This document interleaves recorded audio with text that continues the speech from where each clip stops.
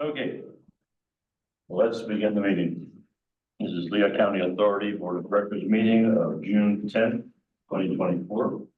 Meeting is being recorded, available also online live. And members of the board are present in the board meeting room as well as on Zoom and phone. So let's begin with a roll call of the board. Okay, roll call of the board, Brian Noggle. Here. You gonna go all the way up? Ed Lyons. Here. Jeff Morgan. Norma Cusick. Here. Kevin Baker. Here.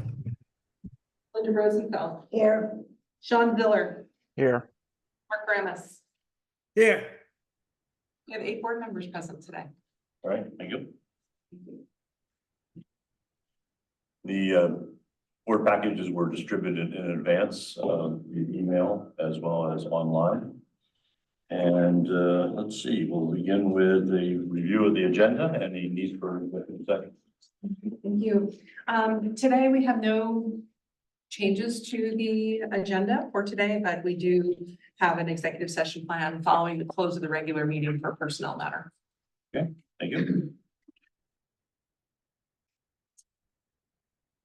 Let's begin with the approval of the minutes from the May 20th, 2024 board meeting. We don't have our secretary here, but I move the minutes be approved. motion made by Linda and seconded by Amir to approve the minutes as presented. Any questions? All in favor, say aye. Aye. Aye. Aye. Any opposed? Abstain. 1 year. All right, Ted abstains. All right, ayes have it. Thank you. At this time, we open up the floor for public comments on any topic other than what's on the board packet agenda. Hi, Brian, it's Jenny. I don't have any comments, and FYI, Brian Chamberlain isn't with us today. All right, thank you, Jenny. Glad you're here. Any other comments? All right, then we move on then to action.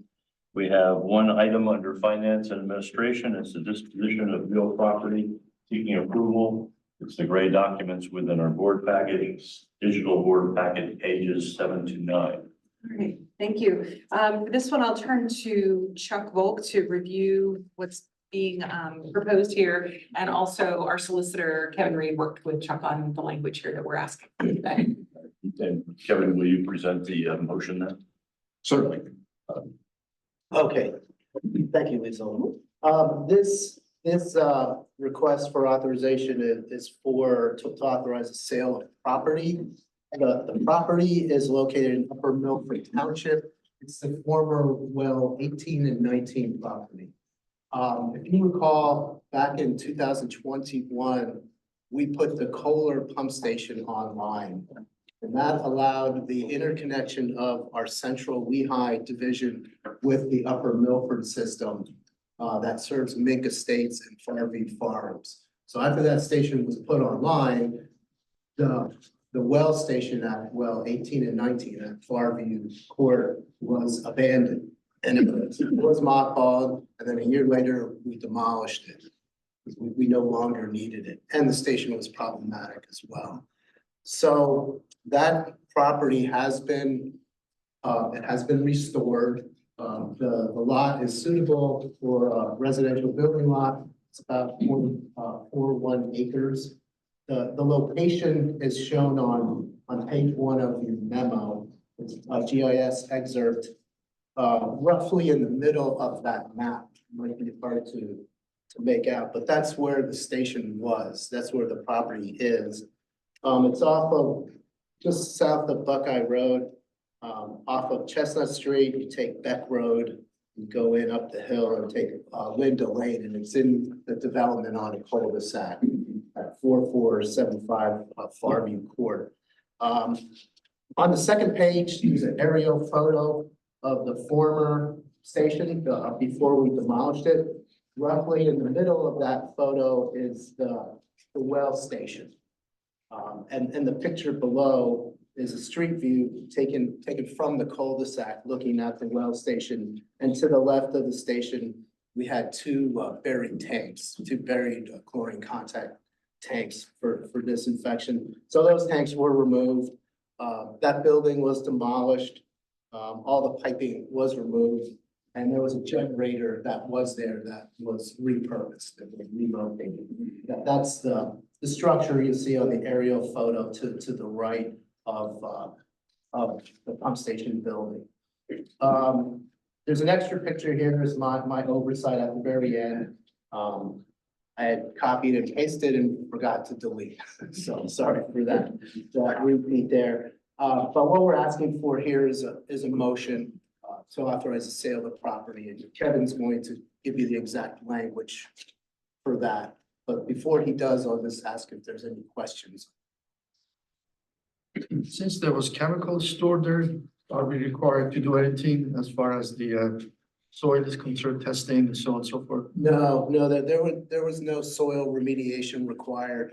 The chemical used there was hypochlorite. It was in a double wall tank. And there was leaks and we never had an issue with any leakage.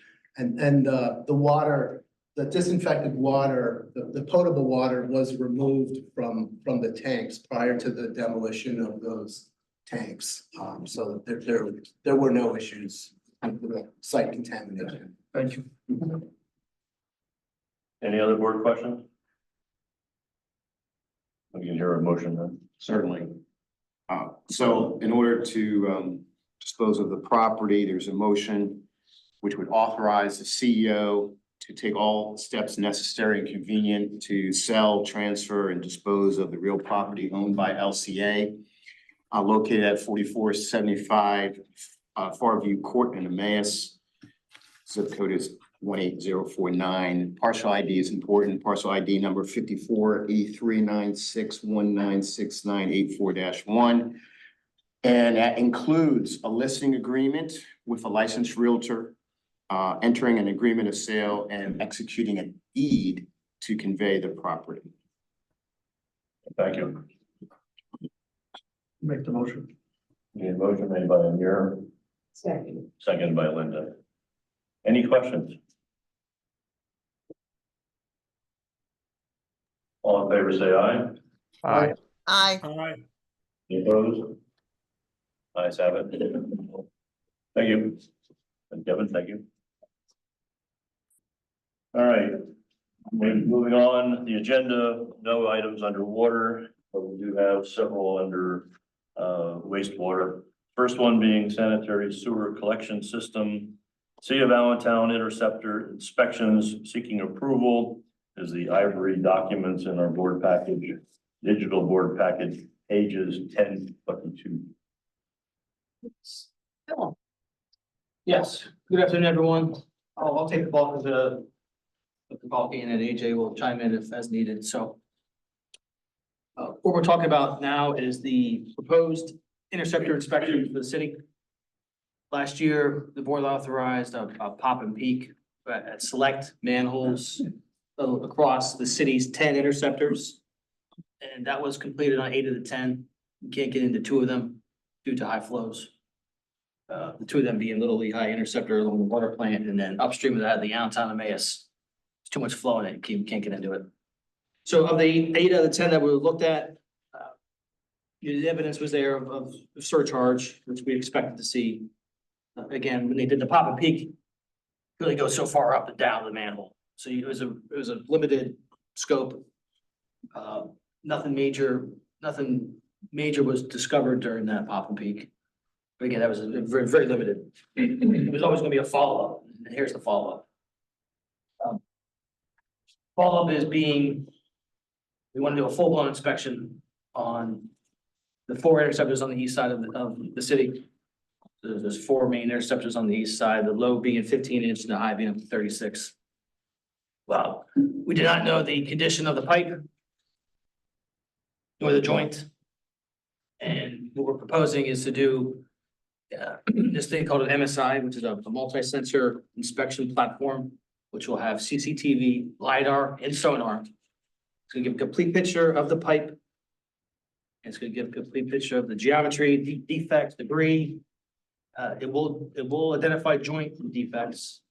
And then, you know, after that's physically put into the interceptor, it'll float on a tether.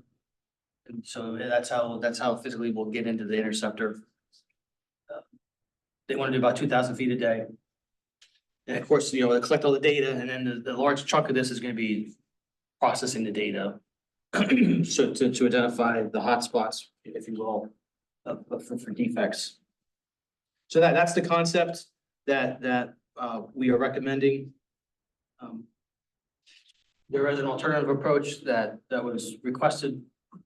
That alternative approach would be to do just do select representative joints, test the joint, fails, inject route. LCA was not comfortable with that approach as a professional service, and Kingsbury also backed us up on that. So we were not comfortable with that approach. We are comfortable with the approach that we're recommending, which again, this MSI platform.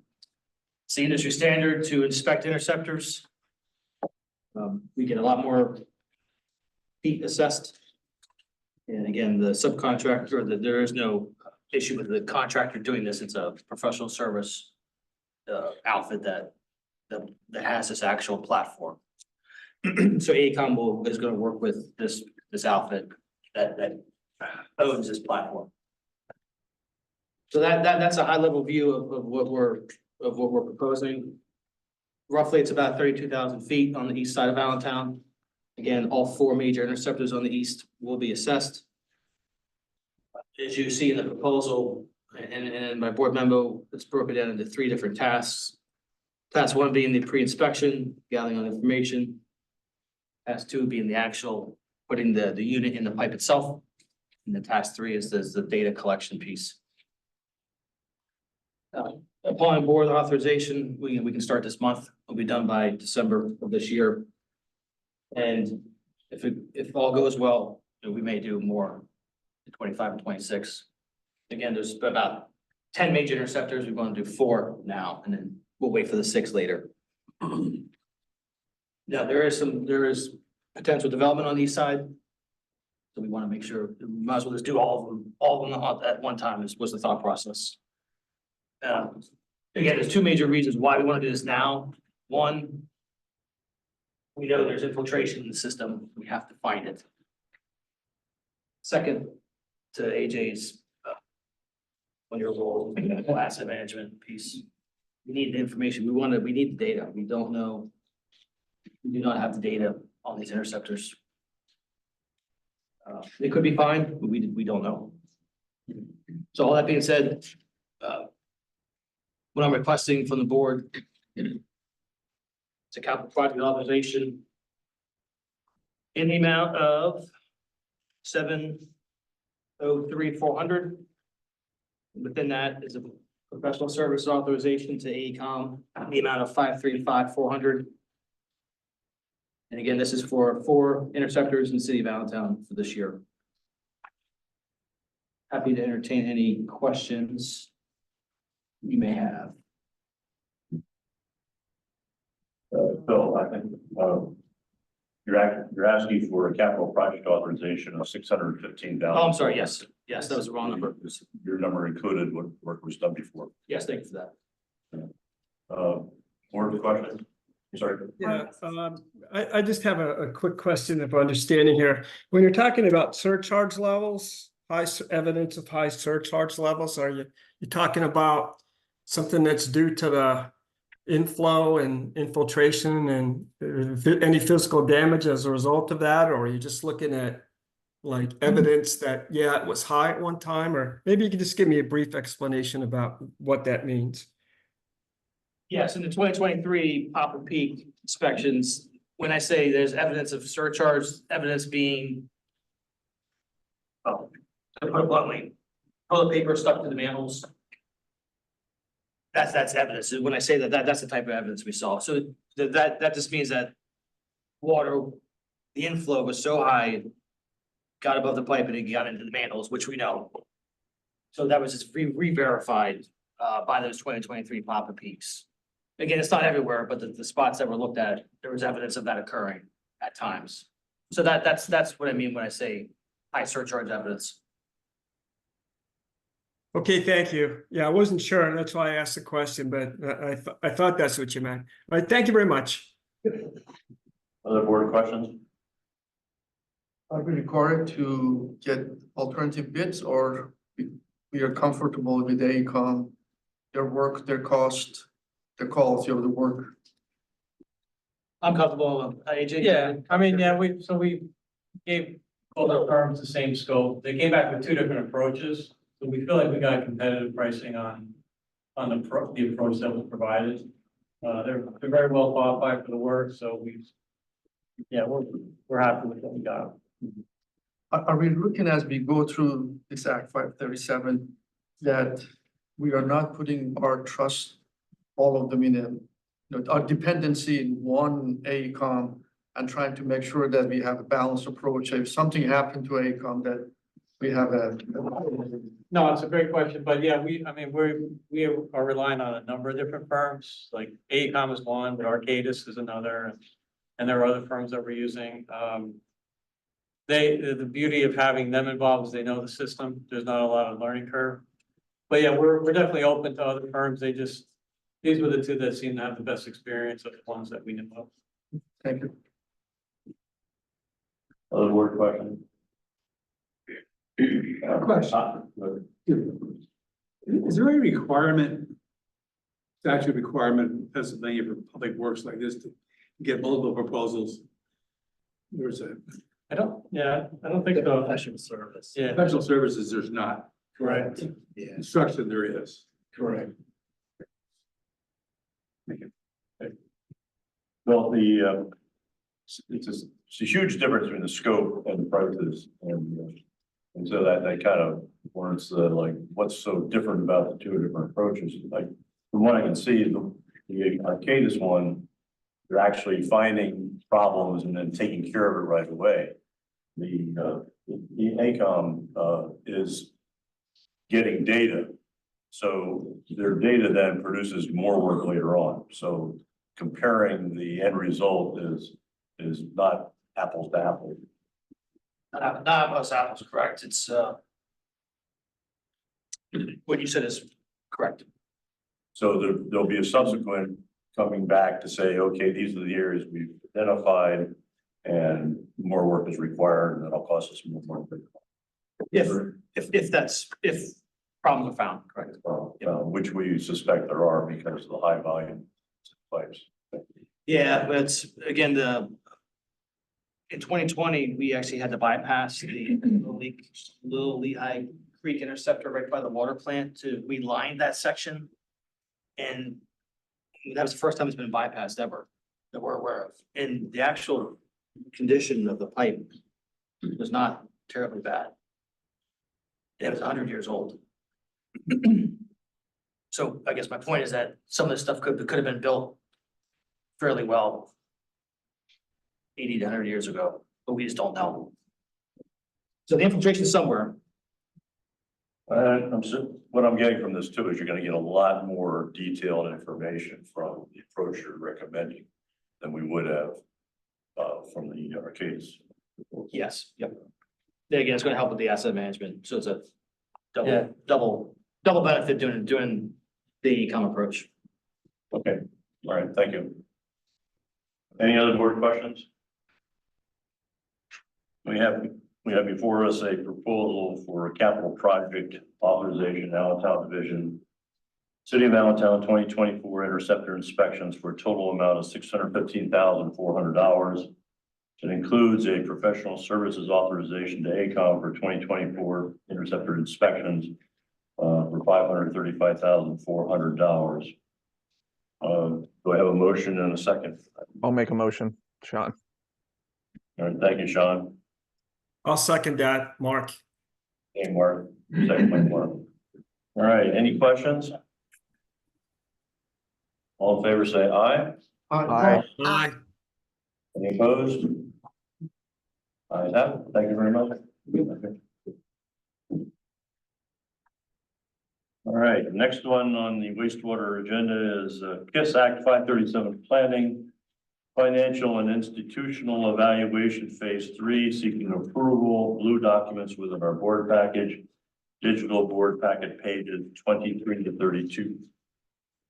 All right, so this one is a continuation of work that started in 2022, when we initially brought Raftellus on board to help us with the financial evaluation of the Pines Island Sewer System planning process. And just by way of background, I know we've presented on the 537 numerous times over the years. I just want to make sure we're clear. We're talking about potential investment over the next 10 years or so of up to $600 million. It's a significant program and will have significant impact financially to all the communities that are served. And so to get it right and to also bring into focus the intermunicipal agreements that govern how we pay for these things and how we share these costs, Raftellus was brought on board in December of 2022 to help us with that. Their initial phase was kind of to put the framework together, compile data from all the municipalities, look at rates kind of globally across the region where we have affordability issues and those sorts of things, and just get us ready to start doing the financial modeling. And that was concluded in July of last year, and we kicked off phase 2.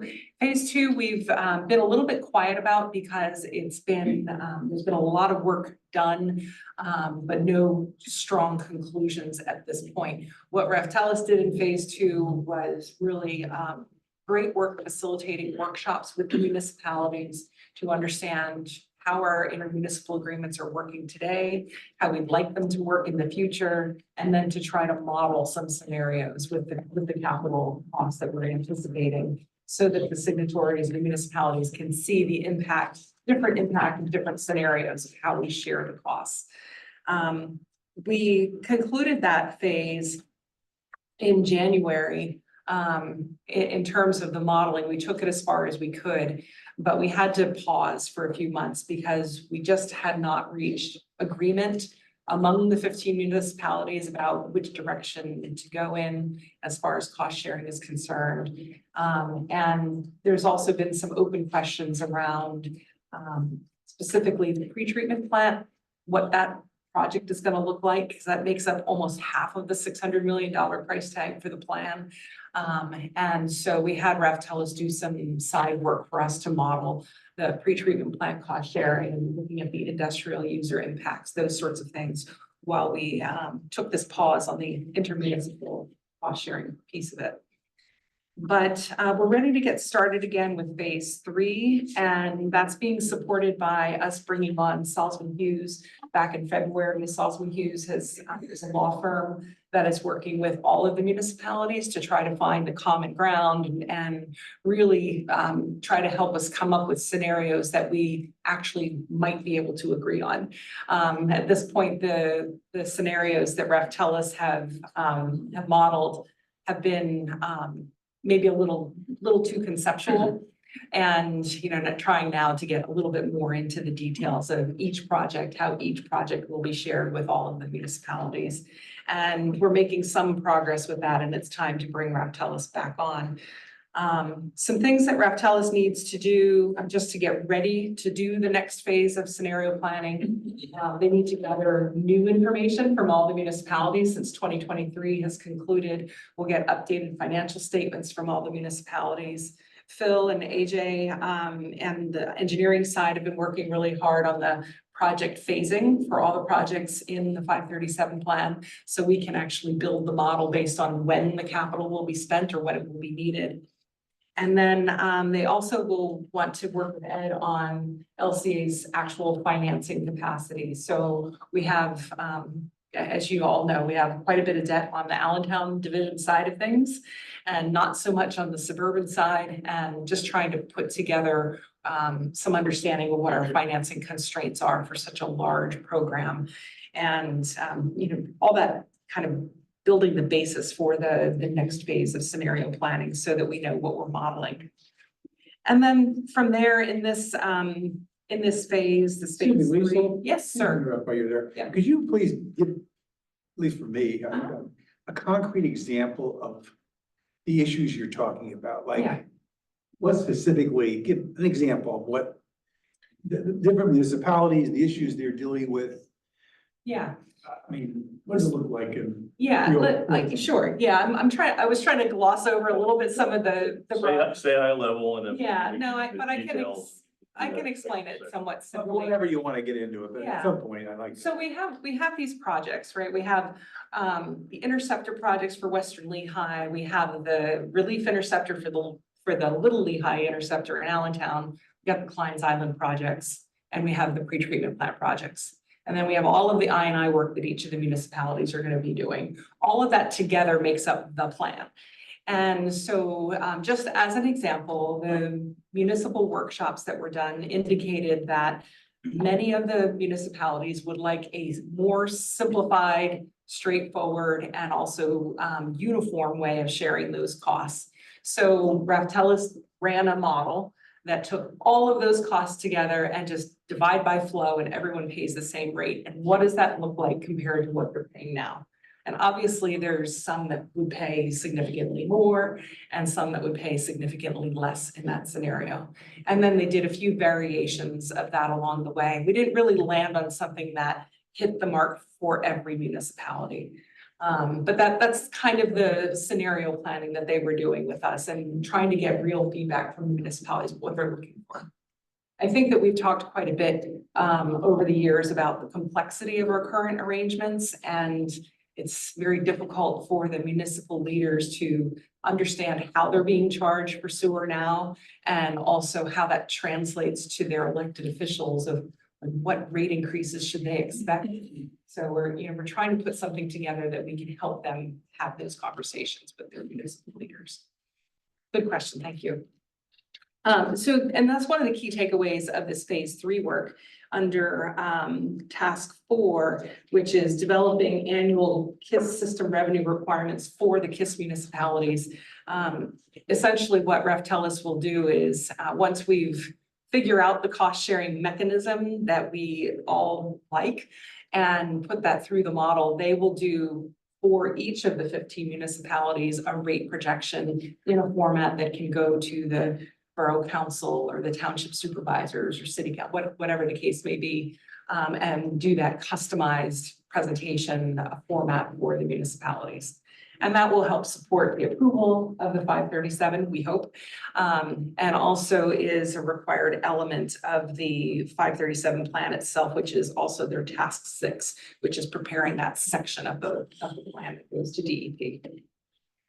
So, yeah, so I kind of covered what the task or what the phase 3 work involves. It's a continuation and building upon what they've already done, but really trying to get to a final plan, a final cost sharing mechanism, and then developing all the materials that are needed for a final submission of the plan to DEP and to the municipalities for approval. All right, so this project is a professional service for Raftellus, and we have both a capital project authorization and a professional service authorization. The capital project authorization is for $238,000, includes some staff time and contingencies. And then the PSA for Raftellus is $193,000. And the proposal is attached if you have any questions about that. John, you have a question? Yes, thanks, Brian.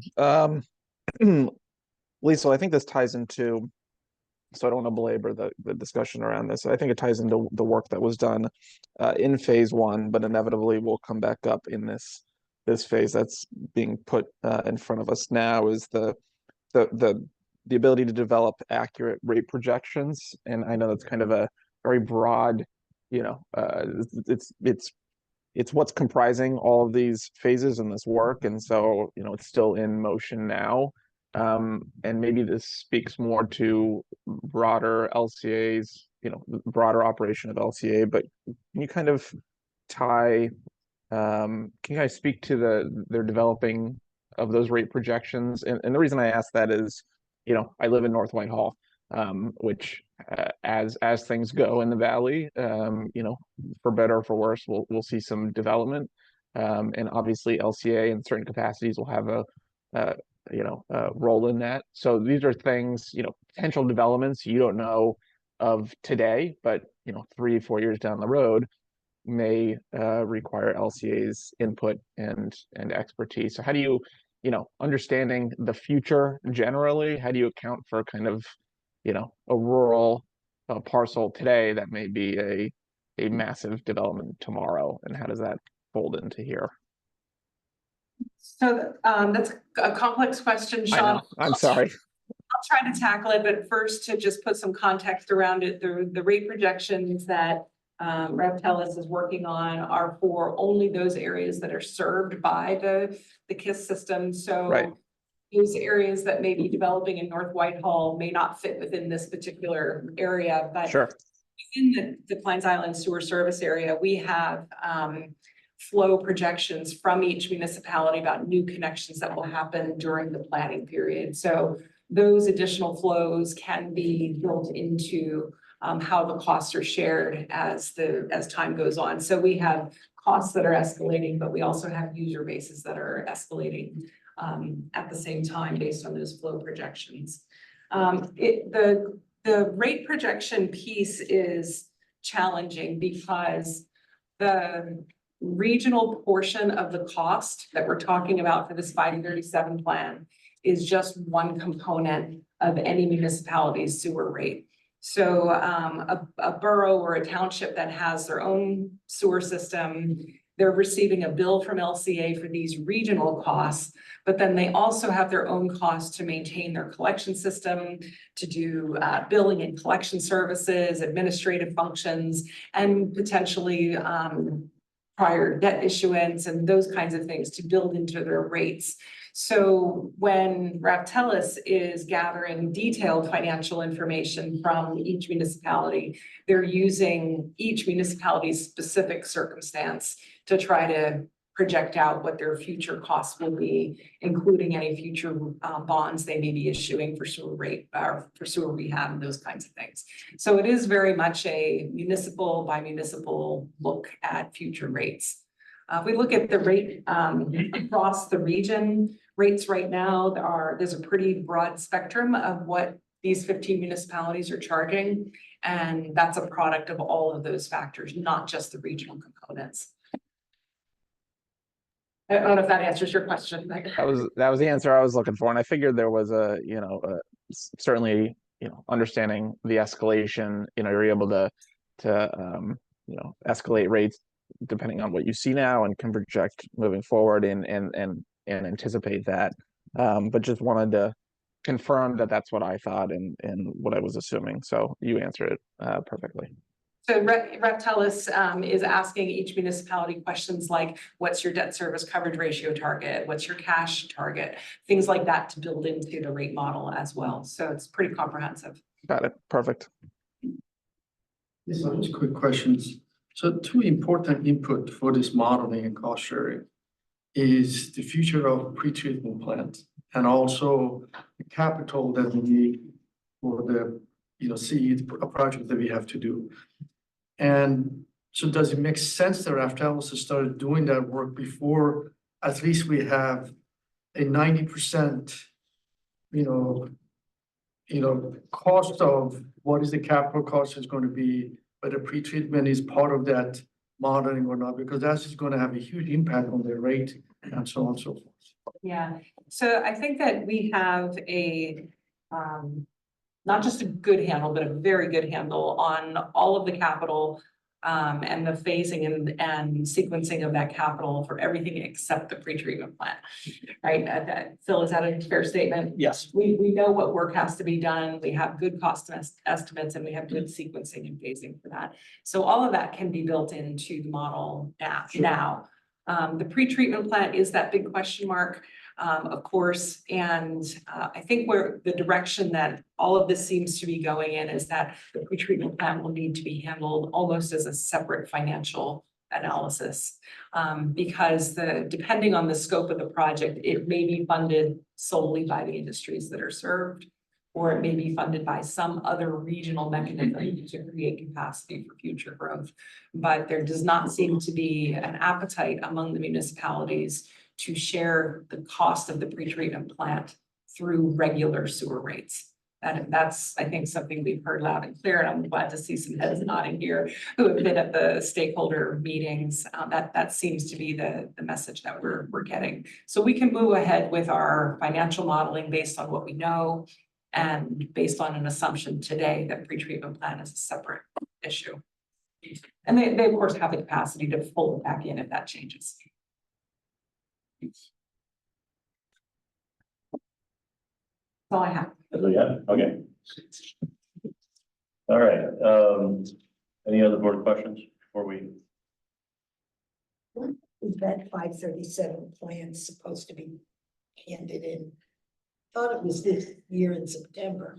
Well, September is the date we targeted to get it out to the municipalities for approval process, and then March of next year for submission to DEP. So we have some time yet. Once we give it to the planning, so it starts with the planning commissions. Once you hand it to the planning commissions, no more writing. You can only respond to comments. And that'll be in September? That was the original plan. The March Oh. the March of 2025 deadline to DEP was our own self-imposed deadline that we wanted to achieve. Oh, DEP has indicated if we need more time, because this is very complicated, they recognize it's very complicated, that we have some leeway to move on that, but we're still shooting for September to be done, but giving ourselves some grace to work through this. Yeah. Okay. So we have before us a capital project authorization, GIFT Act 537 plan, financial and institutional evaluation, phase 3 consultant services for a total of $238,000.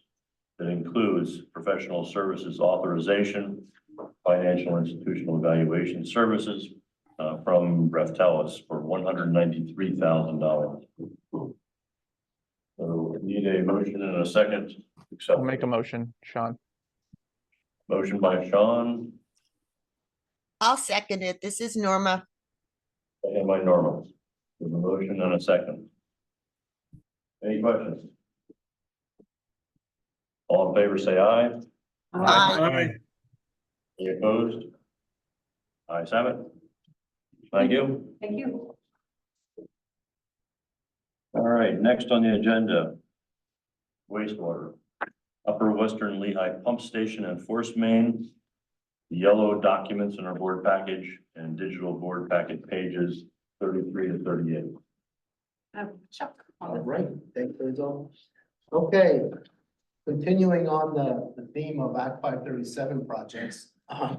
This project is the recommendation of the interim Act 537 plan, which DEP approved in June of 2021. So the recommendation of that plan was to alleviate dry day surcharge and dry day overflows in the Trexlertown area, what we call the Trexlertown bottleneck. And that's located, if you could picture where the fire company is in Trexlertown, down to Spring Creek Road and through Ancient Oaks.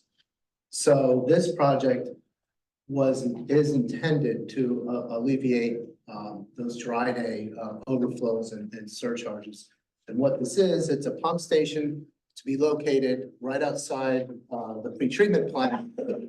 And it will pump the effluent from the pretreatment plant over to over near Grange Road, where Upper Macungie Park is. It'll tie into an Upper Macungie Township manhole on their trunk line. And then it will thereby go around Trexlertown, and it will go down to connect to the Spring Creek pump station, where that trunk line tees into our interceptor that goes past the Ancient Oaks right before the Spring Creek pump station. So it will send that flow about 2.5 million gallons per day around bypassing Trexlertown and to Spring Creek Pump Station. So this project is two components. There's a force main component, which the board authorized last December. And we were holding on the pump station authorization until we got all the easements and everything related to the pump station site, which everything has been obtained. So now we're ready to authorize the construction of the pump station. So bids were advertised in early May. The project was advertised. Bids were open the end of May, on May 29th. And the project consists of 3 contracts. It's a general contract, electrical contract, and an HVAC contract. So we received 5 bids for the GC contract. The lowest is Blooming Glen. The bidding was pretty competitive, as you can see from the results. We received 4 bids for the electrical contract. The low bid was from Ace Electric, located in Allentown. And we only received 1 bid for the HVAC contract. And that was from Johnston Construction Company, located in Dover, PA, down toward York area. So Blooming Glen they completed a lot of projects for us in Klein's Island and in Suburban. They did the upgrade of the park pump station. We've had a good experience with them. We've not worked with Ace Electric, but we checked on their references and they got really good references and experience with similar projects. And Johnson Construction Company, the same thing, good references, good experience, but we've not worked with them. The total construction cost is 2.1 million. And the engineer's estimate was slightly less than that at 2.074 million. So I think the construction, the costs are in line with competitive pricing.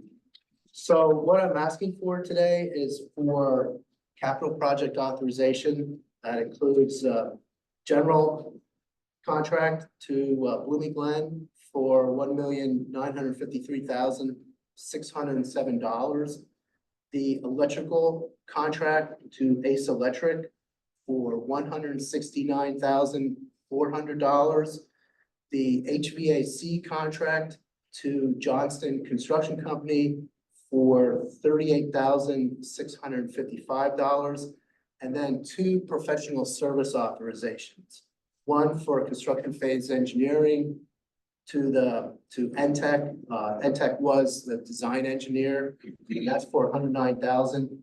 And another professional service authorization for the inspection, for part-time inspection to Cowan Associates for an amount of $38,550. The reason for the second professional services authorization is we've had good experience with Cowan for inspection. They provided inspection on the park pump station upgrade, on the Bush Acres upgrade, and on the Kohler pump station construction. They have local inspectors and we like working with them. Whereas NTEC, they do solid engineering, but they couldn't staff a local inspector. So that's a reason for the split there. So that's my request today. Any questions? More questions? Okay, that was a pretty detailed description of the request for capital project authorization, so I don't need to repeat it. Motion and a second for project. Ted. Second. And seconded by Linda. Is that okay? All right. Motion made and seconded. Any questions? All in favor, say aye. Aye. Bye. Aye. Any opposed? I have it. Thanks very much. All right, next on the agenda, Also under wastewater is Klein's Island wastewater treatment plant, wet weather improvements. Phase 1, seeking approval, green documents in our board package. Digital board packet pages 39 to 64. Here you go. So following along on the theme of inflow and infiltration, this project is intended to increase the wet weather capacity of the Klein's Island wastewater treatment plant from 87 million gallons per day to 100 million gallons per day, and therefore reduce the utilization of outfall 003, which I'm sure you've all heard Phil talk about outfall 003. So that's the intent of this project. It's actually, this project has 3 components. Amy Rohrbach is going to present this project and she'll discuss those in detail with you guys. So with that, turn it over to Amy. Thank you. And she brought a guest star I did. today with her. Gary Saunders, our plant manager. Share the screen? Yeah, share the screen, please. Thank you. So as Chuck said, this is the first phase of the wet weather improvements at the Klein's Island wastewater treatment plant. And this is to get us up to 100 MGD. Currently, as Chuck mentioned, we maxed out around 87 MGD. I guess you can advance 2 slides because we kind of talked about the next one. It's the goal of the project. So the project includes 3 main components. There's the main and auxiliary pump stations, the intermediate pump station, and then the tertiary bypass. At the main pump station, we're replacing the 4 existing pumps. They're existing vacuum prime pumps, and we're replacing them with vertical turbine pumps, and they're going to be larger capacity. So that will include new motors, new VFDs, electrical upgrades, and some HVAC upgrades for those larger motors. The auxiliary pump station we're replacing the 2 existing pumps with larger size pumps. Increased new VFDs as well, HVAC and electrical upgrades. The intermediate pump station, we will be replacing the 5 existing primary effluent pumps with increased design capacity, new motors and VFDs. And then there's also going to be what we are calling the tertiary bypass. It will allow temporary diversion of the biologically treated flow around from the plastic media trickling filters. It will bypass the intermediate settling tanks and the rock media, and up to 50 MGD will bypass that process and go directly to the final settling tanks during wet weather events. And the main auxiliary and intermediate pump station improvements were all identified as near-term projects in the 2019 master plan. And here's an aerial showing the areas where this work is proposed. There's the main pump station in the top left of the screen, and just below that is the auxiliary pump station. And then the bottom to the right there, that's the intermediate pump station. And then that circle I put in the top, or ellipse, is where the tertiary bypass will be installed. There's going to be some valving and piping, and we'll get in a little more detail in one of the future slides and what that'll all entail. So we had this, as I said, this was 3 separate projects that we went to preliminary design for. And back last year, I had brought before the board the main and auxiliary pump station improvements, preliminary engineering. And prior to that, we had already put in place the intermediate pump station and the tertiary bypass improvements. So all 3 of those conceptual design packages went to the city and we received the conceptual design approval from the city on May 9th. And the city agreed that we had requested that we combine all those 3 projects into one main project for final design and construction, because they're interrelated and to leverage economy of scale, so to speak. And the city agreed with that. They just wanted to review them separately for major capital approval. And once they reviewed that, they were fine with us combining them. So we're here before you today for the combined all 3 of those for final design and bidding services. So breaking it down, the main pump station, this is an existing photo of the existing station. So we're replacing all those pumps. If you see those green like tower things in the back, that's the vacuum prime system, which is, it's outdated and it adds another source of potential failure. So that's all going away as part of the new design. There'll be electrical upgrades to accommodate these larger pumps. The new motors, if you see where the green is on that platform in that photo, that's actually going to be extended out. And that's where the level of where the new motors will be on the new pumps. And they'll be valving out further into like above where the existing pumps are in that new platform. And the main header pipe will go out, the big 54-inch discharge. 54? Yes, 54. And so that'll include all that pumps, their new VFDs. Only 2 of the pumps will be on VFD, 2 will remain constant speed, which is what we have now. There are 2 are constant speed. There will be structural improvements for that new platform. And as a result, these are larger motors. So the overhead crane rail isn't sized adequately for the new pumps. So we're gonna have to upsize that. There'll be new discharging pipes and valves, and as well as the hydraulic improvements to the wet well. If you recall, back in 23, I was before you for preliminary engineering. We also included hydraulic modeling, and that Clemson modeled that for us along with Kleinfelder, and it identified various improvements that needed to be made to the wet wells for hydraulic reasons. And we'll identify a little bit more of those improvements in a future slide, but that is also included in this design, those improvements that were identified. Auxiliary pump stations, similar, we're increasing the size of those pumps in new motors, new VFDs, electrical. There's going to be a new MCC, which will be in a modular building just outside the pump station, similar to what we have now in the main pump station.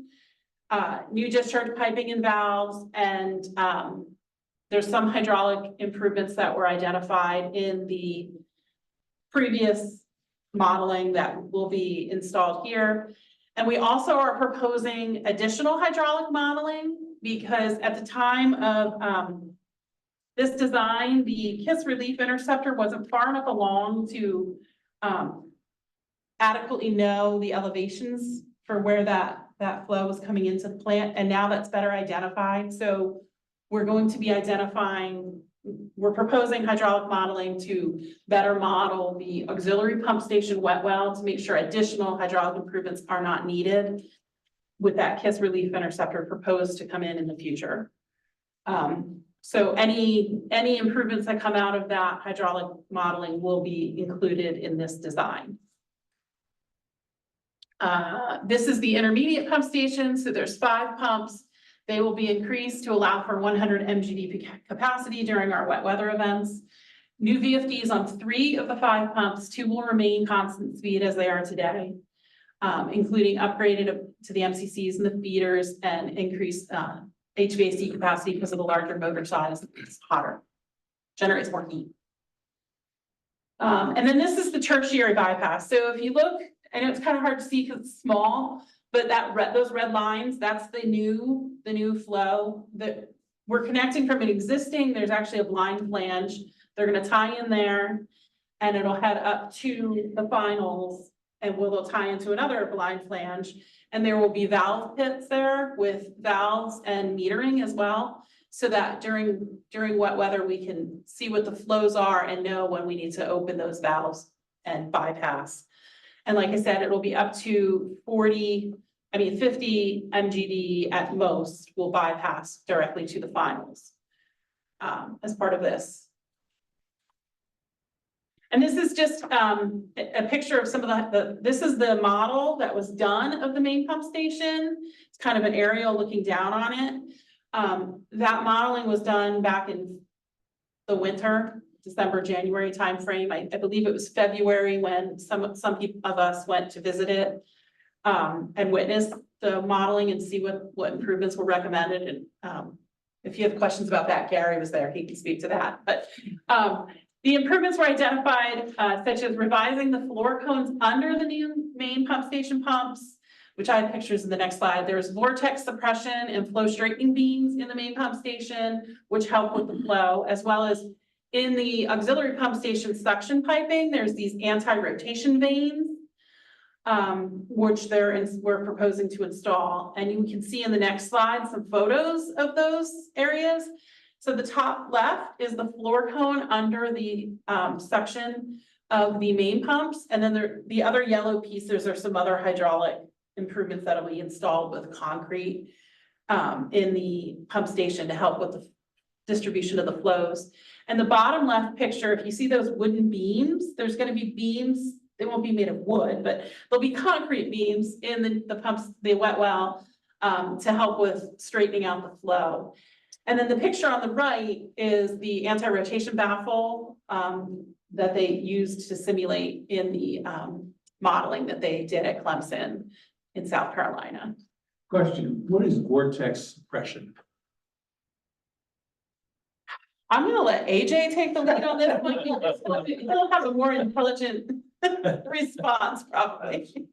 Yeah, so the way these pumps, the concern they have is that you're gonna entrain air in the water and then there's like the vortex is like a swirling pattern of it working its way down through the water. And then if you get air entrained in the pump suction, it creates all kinds of problems. So this little device stops that from happening. Thank you. Okay, so before you today is capital project authorization for the final design and bidding phase services. And I failed to mention it previously, the anticipated schedule for this, because there is a lot going on here. And we need that additional modeling and DEP permitting. So this is a pretty long schedule. We won't have bids until the design and bidding will be completed by the end of October of 2025. Is the anticipated schedule. So all of this together before you with the capital project authorization is $1,181,575. This includes professional services for Kleinfelder for the final design and bidding, $994,450. And then we also are requesting professional services authorization for Current Solutions. Because of the large complexity of these pumps, these are, the main pumps are 250 horsepower, the auxiliary 450 horsepower, large pumps. We want to make sure all the electrical is correct because we just want to be double checked. So we're going to have a QA/QC review as well as to properly size the VFDs and everything. There's a facility survey and preliminary power system analysis, which is being proposed, which will include a harmonic study to ensure that everything is designed appropriately to make sure that there's no power fluctuations that could prevent or could cause damage to our new motors. So that authorization is for $97,125. And then in that $1,181,000, there's some incidental staffing time and contingency. Any questions? I have a question. What's the anticipated total cost of this project? The anticipated total cost is around, with the soft costs as well, as around 27 million.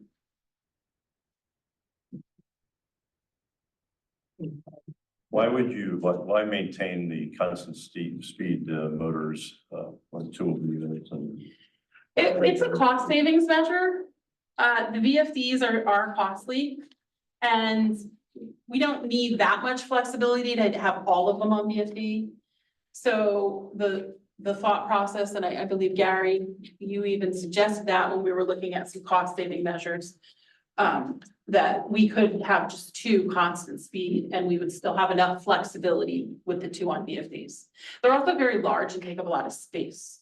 So we're looking at the space constraints as well. So it was kind of the best of all worlds.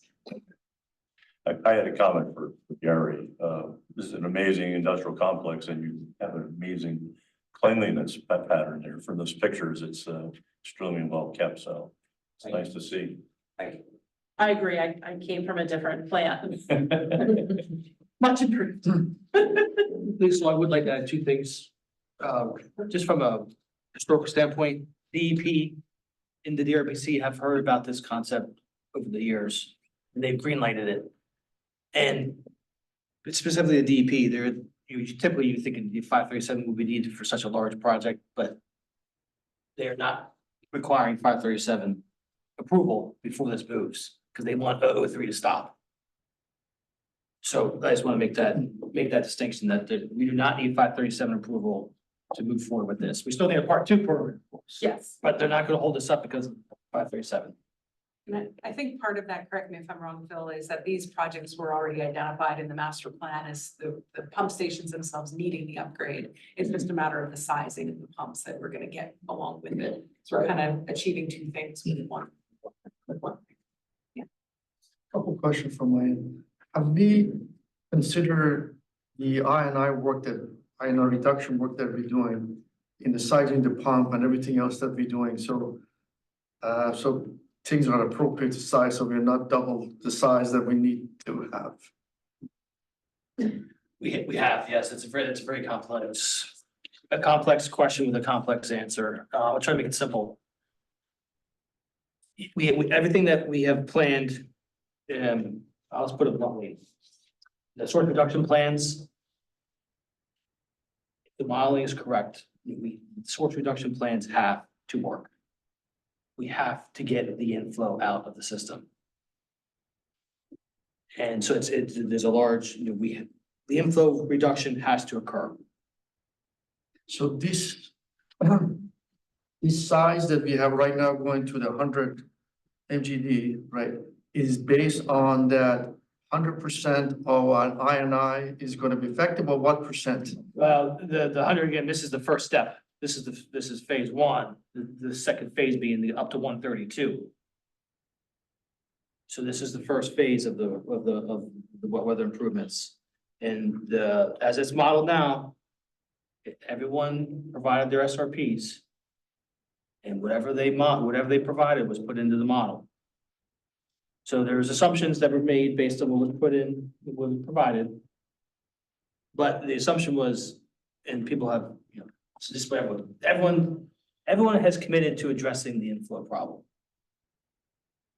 So again, I know it's not really a direct answer, but everyone has committed to addressing the inflow problem. Again, this is the first step to getting towards the 132 solution. It's not a direct answer, but. Go ahead, Richard. I was gonna say, the 100 MGD upgrades are needed regardless of how well or poorly we do with the inflow infiltration work. So we're projecting flows much higher than that even with the I&I work being done. So none of this work will be wasted. Like this is all part of the future plan. We have 100, we'll add 30 or 20, depending on what happens down the road. But this project is not going to be, this project is not oversized for future. Along those lines, remember that there's restrictions getting into the plant right now. We can only get so much in. Sure. So if those restrictions are not lifted, then it's just gonna back up upstream. So this gets us up to 100 MGD. What improvements are not necessary beyond that gets you up to the 130? If you recall, the park pump station force main stops 1,000 feet short. That needs extended in. There's an additional 20 right there. So it's nothing, this is the stuff that has to be done within the plan. The rest of it has to be done outside. Yes. And depending on how the pumps are operated, we could squeeze more than 100. We can actually get 120 with the pump station work. We can get 120. We can't. The rest of the plant has to be upgraded to make the 120 work, but the pump station itself would have enough capacity for 120. So then you could just add another 12 from Park Pump Station to get to 132. there's a lot of different options, but that's one scenario that we keep the current pumps as they are at main and auxiliary. We upgrade other aspects of the plant to increase treatment capacity, and then we extend Park Pump Station and some treatment of that wastewater to get to the 132. So there is a grand plan of how this fits together. This is just one important step in the beginning. How old are these pumps that we're trying to replace?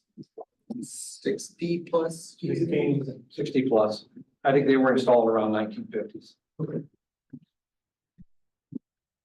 Something. Yeah, I was just gonna answer the question maybe a different way, that the modeling that we have done, hydraulic modeling, is showing that today about 160 million gallons per day is trying to get to the plant. Can't get there because of those bottlenecks in the system. But what we expect after we remove those bottlenecks and do the I&I work, that 160 is gonna come down to about the 132. So, but this project is just the first step, only of the things that have to happen. Mark has some increase. Hi, Mark. Question? Yes, thanks, Brian. Yeah, I had a question on the pump operability. Are there, like there's 3 pumps in the main set. So is it like 2 operating at 50% capacity with 1 standby, or are they 100% capacity pumps, or what's and I'm assuming they're going to be swapping back and forth to increase reliability and length, operating time. But what is the capacity of each pump? Are they all running at the same time, or do they have 2 running and 1 standby? They wouldn't all be running at the same time. If we would have 40 MGD capacity out of each of the auxiliary pumps and 20 MGD capacity out of each of the main pumps. So depending on the flows is how we would, and the ones that are on VFDs, we could just ramp them up to get to the flows we need based on what's coming into the plant at that time. Okay, will you be having like thermal overloads in the VFD drive system in case something happens that it takes the pump out? Do you know that? I mean, we haven't gotten through final design yet, but that would be something that would be included. Actually, that's part of the problem now at the intermediate pump That's the station, intermediate, yeah. which we intend to resolve with this project. Okay. All right, thank you. And just as a side note, I've seen pump vortexing, and it is a very real problem with some deep well pumps. So I don't know how. I guess the current location is pretty much modeled in the hydraulics of the pumps. You're going to be putting new pumps in, but they're going to be pretty much in the same location, correct? You're not going to be moving anything around. Correct. They'll have the same basic suction area in the wet Okay. wells. Yes. Okay. All right. Thank you. Any other board? Oh. Yes, go ahead. I just had a comment I wanted to make. Amy and I had discussed this prior to the meeting, that recognizing the size of this project and also the complexity of it, sometime before we come back to you for that large construction contract, we like to do like to offer a tour of the board so you can see. I don't know, some of you have done the tour already, but I think it would be a good opportunity to see the plant up close and personal and understand maybe some of the complexity of this project, and then Gary can explain all the operational impacts as well of this project. So we'll look to schedule that in a little while. Okay, thank you. Just a side question. AJ, you guys were happy with the Clemson, the work they did for us, that we will use them in the future? Yeah, I mean, they're like world class. I mean, pump manufacturers go to them. It seems like everyone goes to them. They had, that picture had our setup, but it also had 20 plus other setups. I think you guys were pretty impressed with their. It was quite a setup. They had numerous projects all going on at the same time. Maybe even in the future, we may reach out to have something else modeled by them. Yeah, they're like best in the business. Yeah. Thank you. Okay. It's been a while since Amy read the capital project authorization. Final design and bidding for a total amount of $1,181,575. That includes a professional services authorization to Kleinfelder for $994,450 and a professional services authorization to Current Solutions for $97,125. The Klein's Island wastewater treatment plant, wet weather treatment project's final design and bidding phase. Need a motion and a second? So moved. This is Norma. Norma, thank you for the motion and seconded by Amir. Anybody have any questions? All right, all in favor, say aye. Aye. Aye. Any opposed? Ayes have it. Thank you very much, Amy. Thank you. For the big project. Okay, moving on, we're out of the action discussion items. We're into monthly project updates. First board meeting of the month is digital board packet pages 65 to 74. There's a white document in your board package for the June 2024 reports. Yes, thank you. You have the report in front of you, so I'm not going to read everything to you, but there are a number of items that will be coming up next month. Not next month, in 2 weeks, on the meeting on the 24th of June. Just as a reminder that we will be coming back to have additional discussion about staffing needs for primarily related to our growing project load. So that'll be a good discussion. And then several other projects and tapping fees next time as well. So you can read about those projects in the report. If there's any questions. Also in part 2 of the report, for project updates, there's a little preview of what's coming up in July, a couple of projects that we're gearing up to bring it before you in July. So one in particular, I think is important that we come back for discussion on the master water supply plan. And so we'll be heading that one up at the first meeting in July. On the open project list, I just wanted to highlight what's missing from the open project list are the 3 projects that Amy just talked about. They had been 3 separate lines on this project reported in the past. They are gone because they're now all consolidated into the one project. So if you notice that or not, it's pretty lengthy list there. If there's any questions on anything in the report or any of the outstanding projects. Any questions? None? Thank you.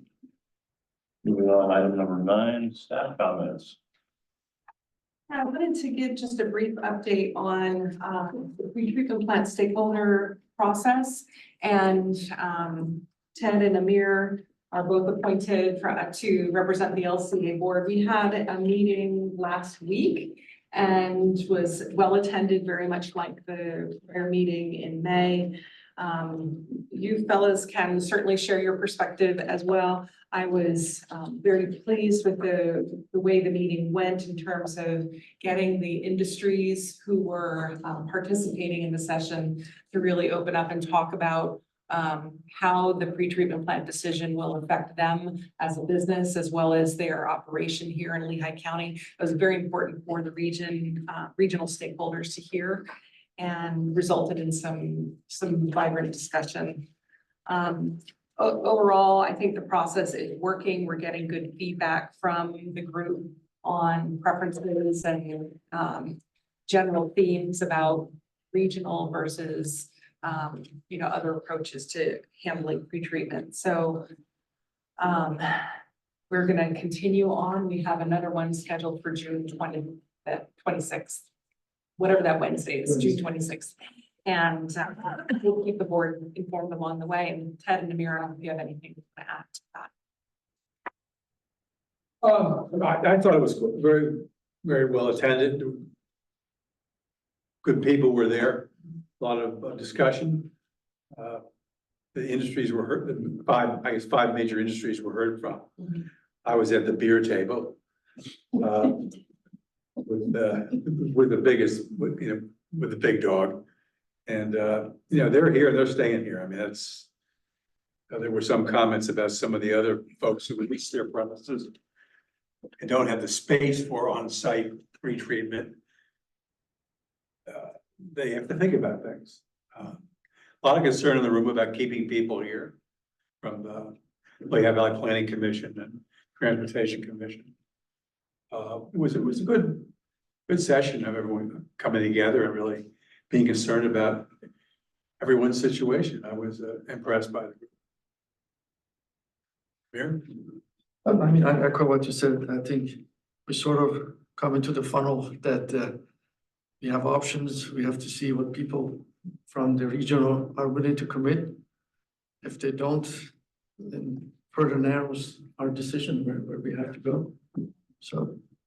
I think that it's like a juxtaposition where we heard strongly that regional approach is preferred and people understand the value of a regional facility, but at the same time, there's not the financial support needed to make it happen. So therein lies the conundrum. And so getting that direct feedback from the industries is really helpful to further that conversation. That was interesting recommendation from Bruce. He's on the Lehigh County Commissioner. Oh, Jeff, Furnace. yes, Jeff, sorry. He offered a TIF as part of, financing. So I think if there are not money available from the other municipality or the other alternative approach, I'm not sure we can take to getting some capital for what we need. I don't know. The challenge with the tax increment financing is that you need a taxing entity Yes. to partner with, and we don't know who that partner Yes, should that's right. be. So, yeah. Good discussion though, and I just wanted to bring the full board up to speed on that. Any other staff comments? Solicitor comments? The comments, Mr. Chairman. Any public comments on any items whatsoever? No, thanks, Brian. Thanks for being here, Jenny. Board member comments. We did get, there was an announcement in the paper about the 2 awards that LCA received. I got to bring the paper, but I just looked online here for the AWOP award for water filtration plant team for receiving the area-wide optimization program award for the 17th year in a row. And then our almost traditional transparent accounting award from the Government Finance Officers Association of the United States and Canada. And this is the award we received every year since 1984. So congratulations to Water Filtration Plant and to our financial people for pulling it all together and having good reports and good operations. So thank you very much. It's good to see good positive news anywhere. Especially here. Okay, other board comments? I saw also that Sue Sampson is running a session. Saw that, yeah. at MAA. Oh. Yeah, so. All right, that concludes the items on this agenda. We're going to adjourn this meeting and take a recess for 10 minutes till 1:30 p.m. And then open up an executive session and for personnel discussion. And that'll be the end of it. Okay, all right. Thank you, everybody, and have a good day. Thank you.